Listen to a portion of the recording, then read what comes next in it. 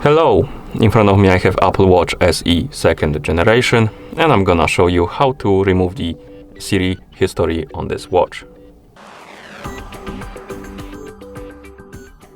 First, we need to wake up the screen on our watch.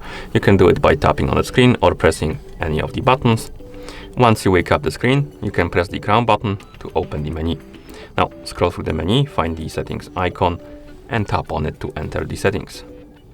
In settings, scroll down, find the option called Siri, and tap on it. And here, you should see the option Siri history. Tap on it, and then you can tap on delete Siri history to basically remove the history from your voice assistant.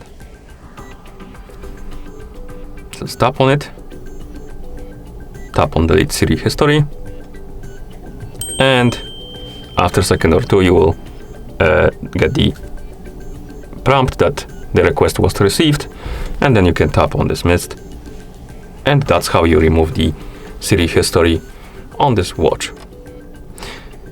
Thank you for watching.